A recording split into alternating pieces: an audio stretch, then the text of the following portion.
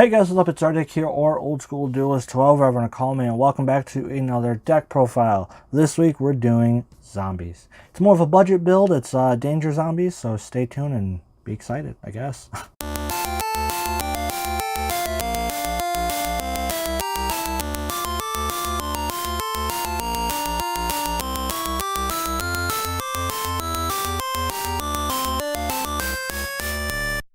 So like I said, guys, this is a budget build of danger zombies. For the most part, you can build this deck for under roughly $100. A lot of stuff comes in the new zombie structure deck, so it saves you quite a bit of time and money. Just buy 3 of those. You can get the base of the deck, and everything else you can probably buy. You can build the deck for about under $100. So if you are building, you want a good competitive deck for the low price of $100, then you can build this one. So let's move into let's jump into it. So starting off, we're playing 2 Doom King Beldridge. Beldridge is the new boss monster from the new structure deck. I love this card. You want to play 2, mostly because it floats itself, plus you don't really want to see it in your opening hand. So that's why you only play 2. This card's awesome. If a zombie effect activates, you can negate the effect, or you can banish 1 monster from the field or graveyard. So it's really nice. It doesn't target, which is even better, so it's pretty awesome. For the next card is another card from the new structure deck, Glow Up Bloom. This is basically MVP of the deck. It summons out the Beldridge as fast as possible. All it has to do is be dumped, but you are locked into only special summoning zombies after that. So keep that in mind. Make sure when you're popping off with your combos, you make sure that Glow Up Bloom is the last thing you want to do. 1 Necro World Banshee, or no, 2 Necro World Banshees. Last card from the new structure deck. It is an amazing card. It is a quick play terraforming that activates Zombie World. Plus, if this card is also on the field, Zombie World cannot be destroyed. That's pretty fucking awesome. So that's really nice. I love this card. You want to play 2 because you also have other ways to get Zombie World out there. This is just a quick, fun, easy way to just get Zombie World out there. For the next card is Triple Solitaire, or Shinui Solitaire. Is part of your big starter play. It's basically just to get your plays going a lot faster. Normal summon this, tribute it off, and summon out Unizombie. Or you can summon Glow Up Bloom, since it is a tuner as well. Next card is Triple Unizombie. Basically, this is your card that you really want to see, so that's why you play 3 of these and 3 solitaires. Unizombie, like I said, you summon it, you dump whatever from the deck, whichever the other Glow Up Bloom or Banshee, whichever one you don't have. Every once in a while, you also can drop the Beldridge from deck to graveyard for other cheeky plays. But yeah, that's really about it that you're going to be using it for. I'm also playing 2 MiS-HuRD. MiS-HuRD is a nice card to play. You're only playing 2 because since your boss monster floats itself, as long as Zombie World's on basically as long as there's a field card on the field, then MiS-HuRD really isn't that needed. Only really to something like Unizombie or a Solitaire. So yeah, that's really why you only play 2 MiS-HuRDs. For the zombie hand traps we're playing Triple Ghost Reaper and Cherries, and Winter Cherries. At first I was playing Triple Ash, but I thought I'd have more fun with the deck and just play extra deck monsters, or play Cherries to just touch extra deck monsters. I kind of got my hands on like the more cheaper cards that can steamroll into bigger plays. So that's what you really play. If you want to spend the money and get the other cards, this will be an extremely fun card to play.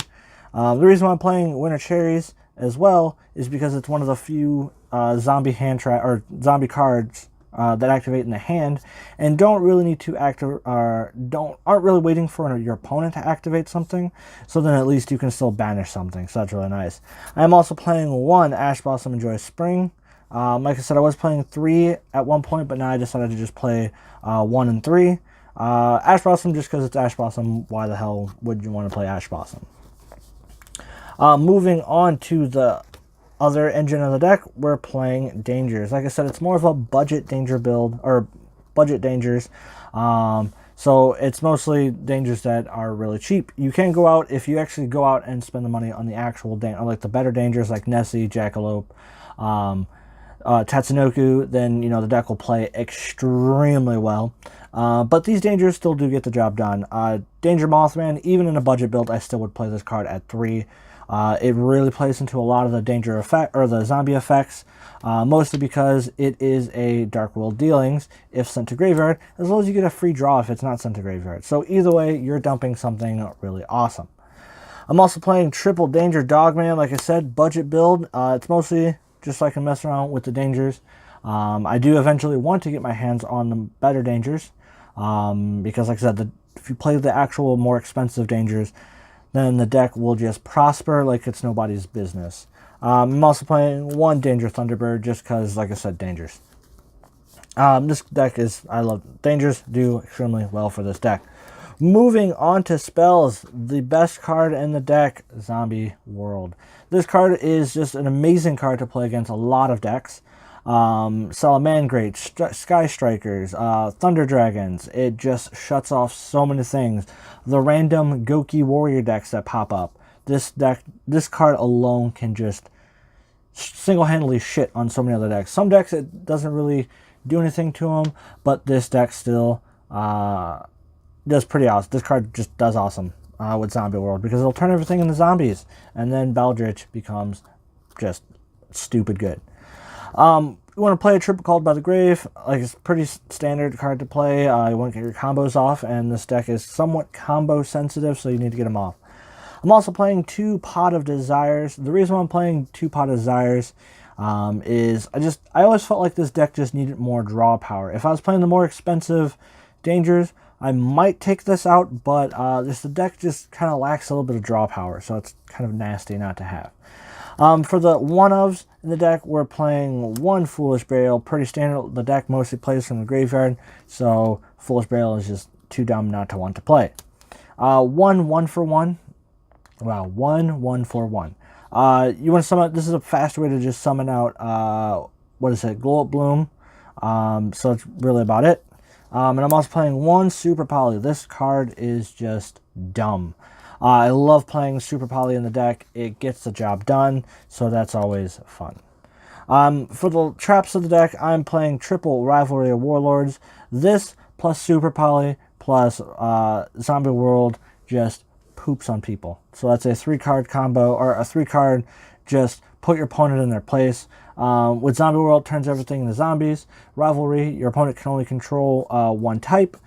So once they get a zombie on the field, they're locked into zombies, really.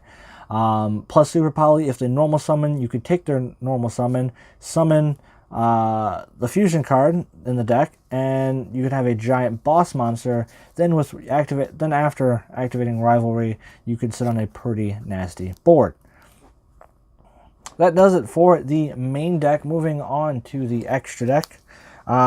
This is one of the more expensive cards that's kind of necessary for the deck, and that is Vampire Sucker. It is a Link 2 that just gives you free draws. Basically, once per turn, every time a zombie is summoned from graveyard, draw a card.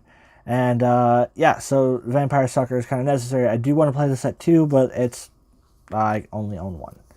I'm also playing 1 Nightmare Phoenix, just because it's a Nightmare Phoenix. I'm playing 1 Borreload Dragon, because Borreload Dragon.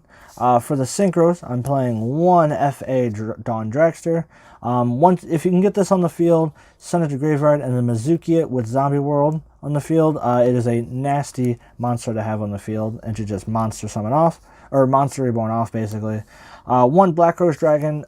Playing the 1 Black Rose Dragon, basically it's just a free nuke of the board. I'm playing 1 Beelzebub Diabolic Dragons.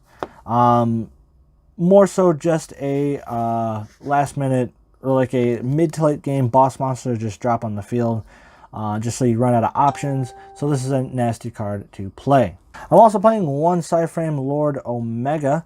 This card is nice to play. Side phase we can only play 1 of, or else I would try to loop this card in this deck.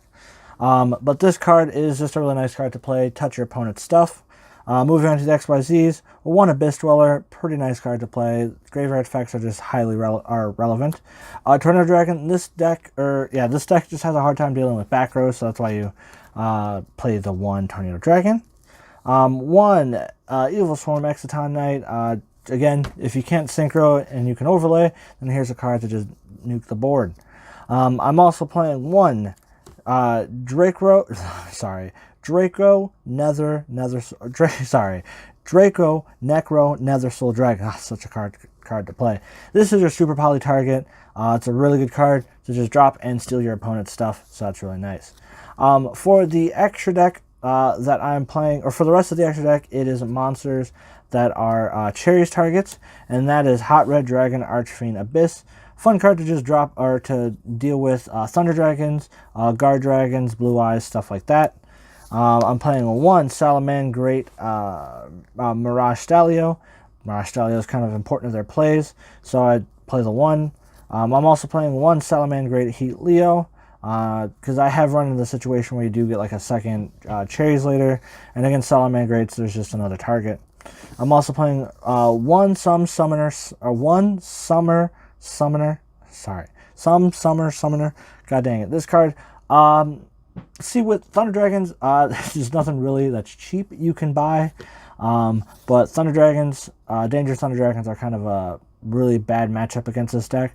So this card is nice to also play in the extra deck because they do use it. So yeah, that's really about it. That does it for the deck. If you guys like this deck, then let me know in the comments below.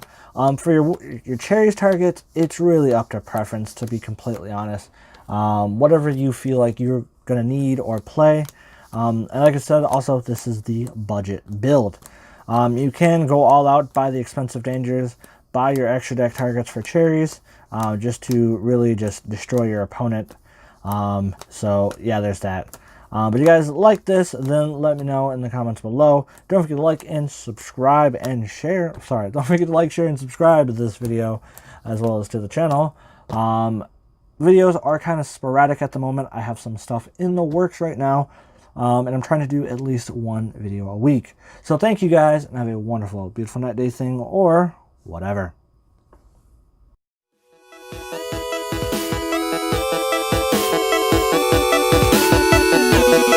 We'll be right back.